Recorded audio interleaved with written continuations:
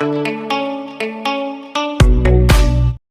दोस्तों, नमस्कार। कैसे हो आप लोग? आपका अरुण टेक ज्ञान मोटिवेशन चैनल पर स्वागत है दोस्तों जैसा कि आप लोग जानते हो कि एमएस एक्सेल बिल्कुल शुरू से आप लोगों को पढ़ा रहा हूं। तो दोस्तों, अगर आप एक्सेल में एक्सपर्ट बनना चाहते हो तो प्लीज़ वीडियो को बिना स्किप किए हुए देखते रहिए। और चलो आज की क्लास में देखते हैं कि आज की क्लास में क्या है। एक्सेल सीट पे चलते हैं।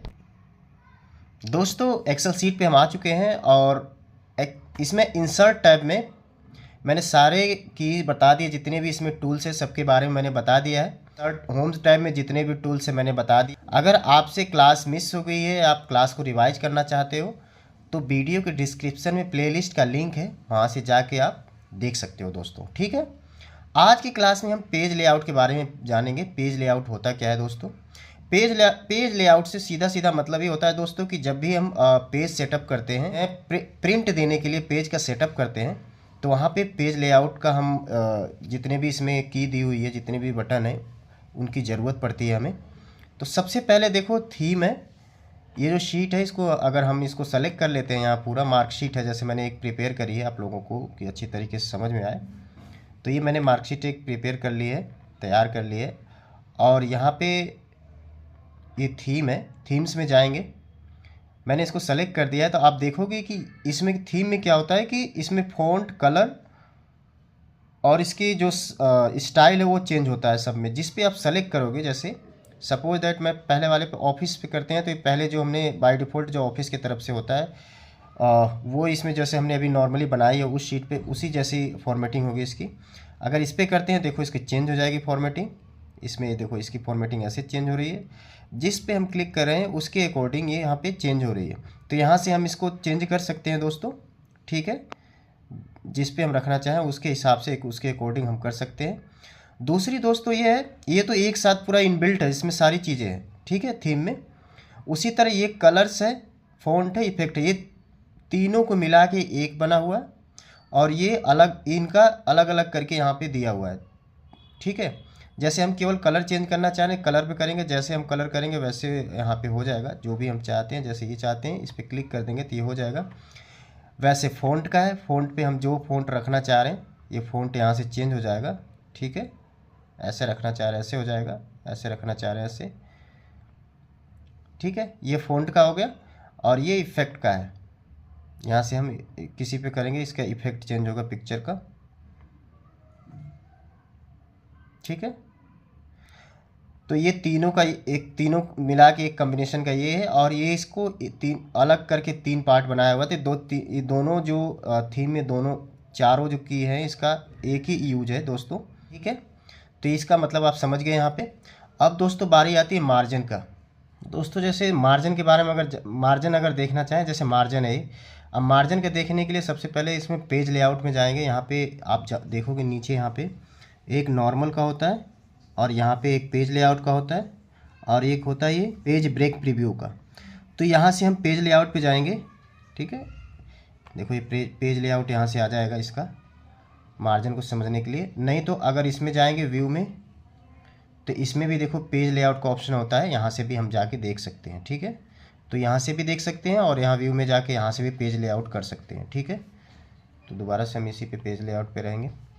अब जैसे मैंने पेज लेआउट में कर दिया इसको, इसके मार्जिन को समझना है। मार्जिन क्या होता है दोस्तों? किसी भी पेज का मार्जिन, जब हम प्रिंट करते हैं तो उसका एक मार्जिन होता है कि कितने मार्जिन में प्रिंट आएगा। जैसे ये मार्जिन पे गए, नॉर्मल कर दिया, ये नॉर्मल ही है। अगर हम इसको थोड़ा सा वाइड करते हैं, देखो इसका पेज लेआउट थोड़ा सा चेंज हो गया, मतलब इतनी सारी इसमें स्पेस मिल गई इसके मार्जिन में, वाइड चौड़ा हो गया थोड़ा। अगर हम थोड़ा इसको नैरो कर देते हैं तो आप देखोगे कि बिल्कुल जो मार्जिन है इसका बहुत कम हो गया है। ठीक है, और ये पेज देखो, एक प्रिंट जो है एक पेज का ये हो गया, दूसरे पेज का ये हो गया, मतलब थोड़ा सा जो है पेज का जो पार्ट है अलग कट के इधर दूसरे पेज में आ रहा है। ठीक है, तो इसी को सेट करने के लिए कि एक पेज में प्रिंट आए, पेज लेआउट की हमें ज़रूरत पड़ती है।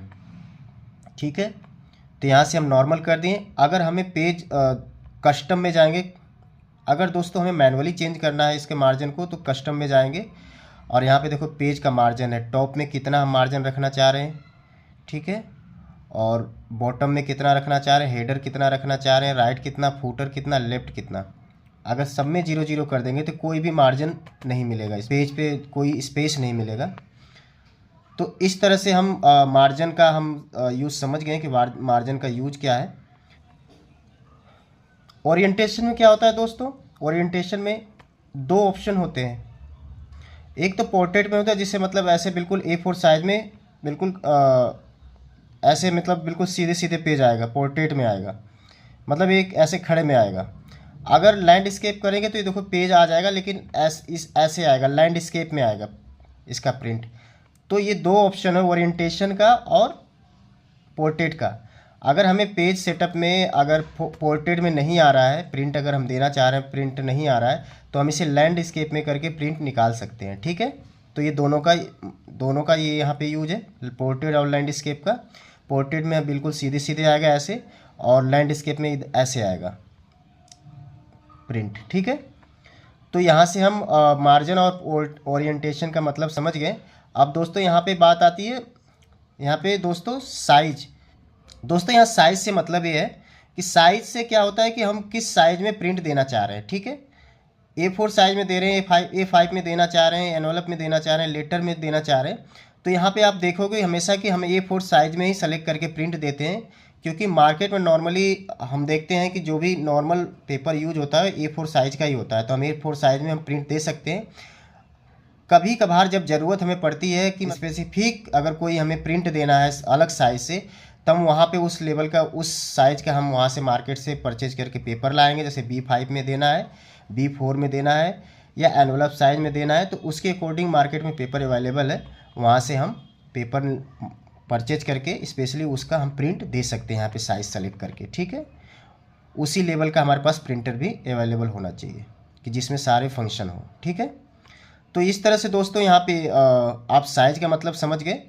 अब दोस्तों यहाँ पे प्रिंट एरिया का मतलब क्या होता है दोस्तों, कि सपोज दैट जैसे हमने देखा कि ये हम जैसे प्रिंट देना चाहते हैं, कंट्रोल P कर दिया, तो यहाँ पे देखोगे ये लैंडस्केप में, इसलिए सारी चीज़ें आ रही है, और ये सब आ रहा है ऊपर से मार्कशीट पे, ये स्टूडेंट का नेम, सब्जेक्ट नेम, ठीक है, सारी चीज़ें आ रही है। लेकिन अगर इसमें से बस इतने का ही प्रिंट निकालना है, सपोज दैट नेम से लेके हमें बस यहीं तक प्रिंट निकालना है, इतने लोगों को बस प्रिंट निकालना है, तो यहाँ पे क्या करेंगे, यहाँ पे इतने सेलेक्ट कर लेंगे और यहाँ पे प्रिंट एरिया पे जाएंगे और सेट अ प्रिंट एरिया। ठीक है, अब यहाँ से प्रिंट एरिया सेट हो गई है। अगर जब भी हम प्रिंट देंगे, जैसे कंट्रोल P कर दिया हमने, तो आप देखोगे बस इतना ही आएगा, जितना हमने सेलेक्ट करा है उतने ही प्रिंट आएगा। ठीक है, तो यहाँ पे सेलेक्ट प्रिंट एरिया का मतलब यहाँ पे ये है इससे, और यहाँ पे हम जाएंगे क्लियर प्रिंट एरिया कर देंगे। अब कंट्रोल P करेंगे तो इसमें देखो सब आ रहे हैं। तो प्रिंट एरिया का भी मतलब आप समझ गए अच्छी तरीके से। अब दोस्तों इसमें पेज को ब्रेक कर सकते हैं, जैसे इसमें एक की जगह 4 पेज कर सकते हैं। जैसे मैंने यहाँ पे कर्सर रखा है, यहाँ पे कर्सर रख दिया दोस्तों, और यहाँ पे इंसर्ट पेज ब्रेक पे क्लिक कर दिया।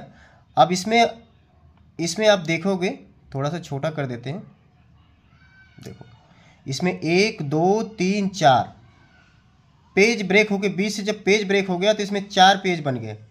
तो यहाँ से अगर हम कहीं से भी पेज ब्रेक करना चाहें तो इससे हम इसके यहाँ पेज ब्रेक पे जाके पेज ब्रेक्स कर सकते हो। ठीक है दोस्तों, यहाँ से रिमूव पेज पे क्लिक कर देंगे तो नॉर्मल आ जाएगा पेज।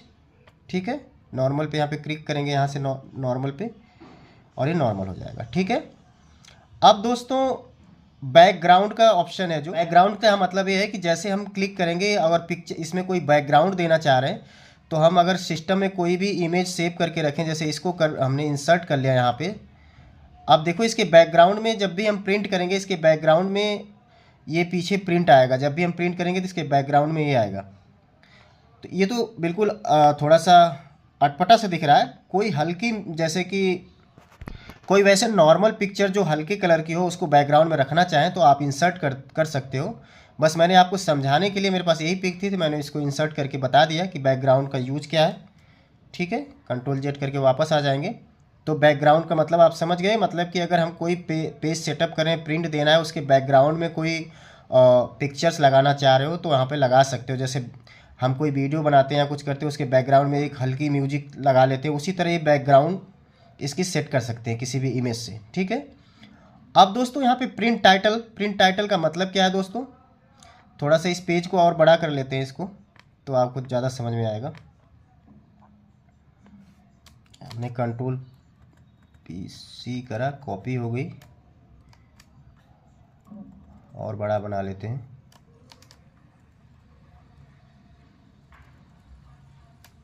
ठीक है। टोटल हो गई हमारी रो, कितनी हो गई, 36 हमने वो बना लिया। और बड़ा कर लेते हैं, एक पेज में 36 आ जाएगी, तो और थोड़ा सा बड़ा कर लेते हैं।